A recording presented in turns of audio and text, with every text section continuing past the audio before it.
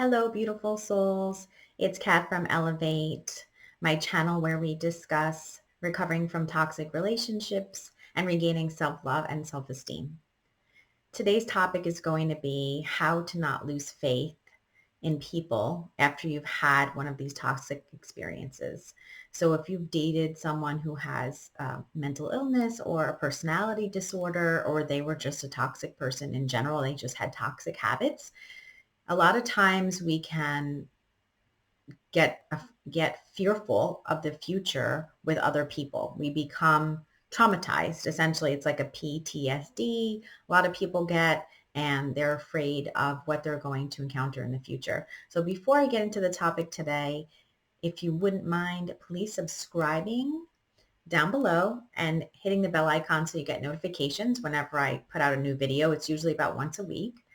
And also like and share.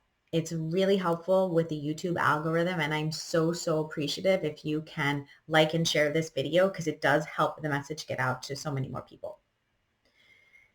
So getting back to today's topic, when you've dated someone who's very toxic or they have toxic habits and toxic ways, the first thing that happens is you may pick up some of those toxic habits yourself.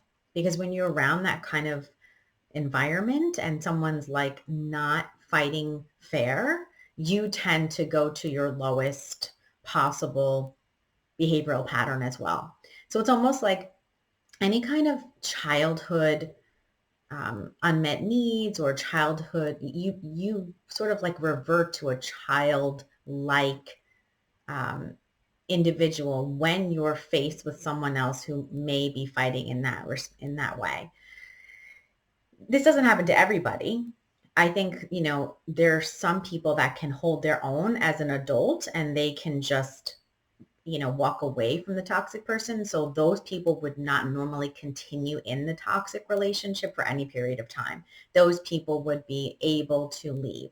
But for those of you like myself who have childhood wounds that get triggered by toxic people and toxic relationships because it reminds me of my childhood, it's not that easy always to leave, and it's not that easy to always be your best self. So you might find that you're not able to um, be as mature, be as clear and concise in your communication.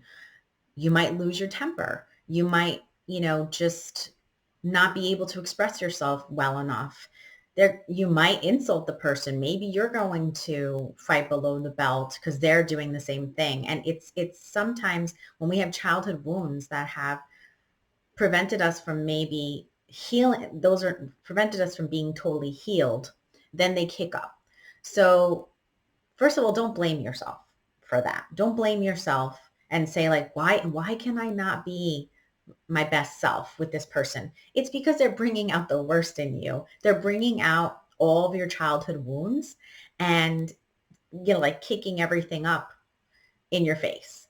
So it's really hard to not fall into that, especially if someone is unfair with you. Now, for instance, people who are like narcissists, they will be completely unfair. And so you will feel yourself defending yourself. It's not working. They're not getting it. They won't allow you to ever win or resolve something. So they don't like to resolve anything. It's more like they just want to argue.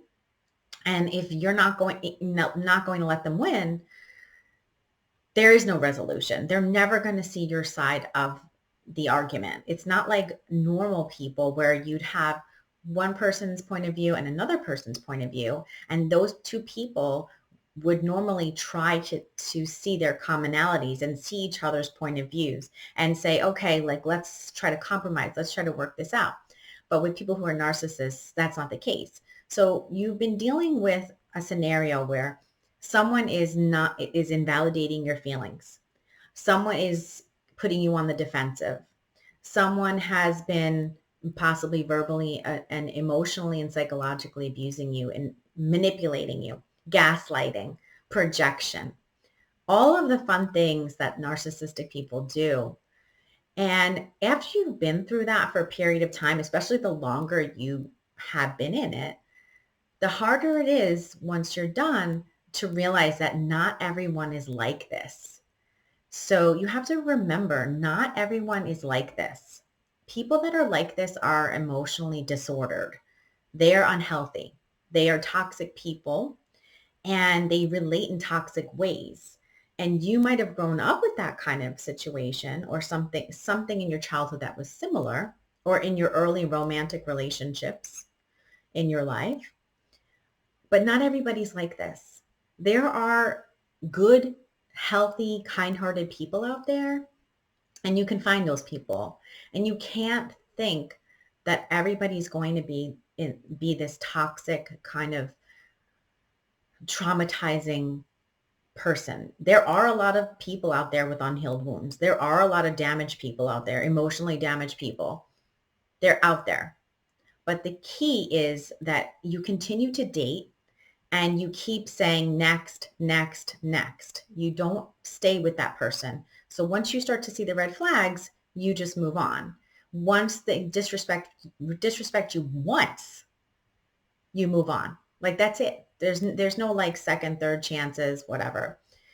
Because if you date like that, you will eventually find someone who's healthy, someone who respects you, someone who may be, able to have conversations in a healthy, reciprocal way and actually care about your feelings and you care about theirs, instead of it being like a narcissist codependent dynamic where you're just caring only about theirs and they don't care about yours.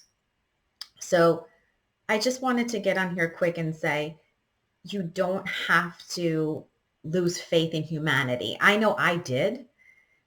I did that. And I wound up actually being involved with two toxic people in a row. So after the first one, I got healed to a point, and then I wound up letting my guard down for someone, and then I got hit again. So that's like really traumatizing. And especially like if you're thinking, gosh, like, are all these people just going to continue to be like this? Like, are there no emotionally healthy guys out there? Like that's the thing, is where, you wonder like, where are the healthy guys? And it could just be that you're accepting the toxic guys. You're accepting them into your life. You're trusting them and you're sticking with them. I don't subscribe to this thing like you attract what you are kind of thing. I think you can attract partially what you are and sometimes complementary to what you are. And of course, there's like this big draw with the codependent narcissist to each other.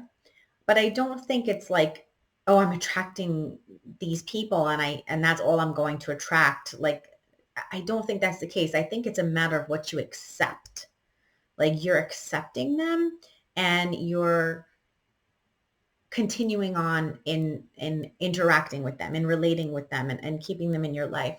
So I think we have to be cognizant of the fact that we can make a choice. We can choose not to accept these people. We can choose, once we realize they're toxic, to move on from these people. And we can try to find healthy partnerships. And we can do that by looking for the green flags, which are consistency, stability, kindness, compassion, consideration, honesty, integrity, loyalty.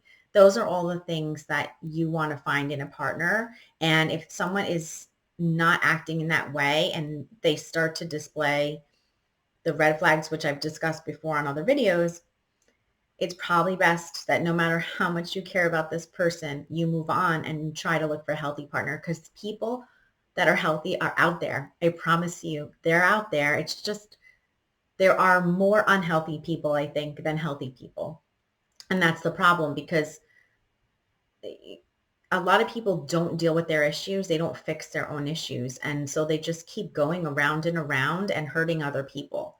And it's unfair and it's really stinks, but that's what happens. So don't lose faith.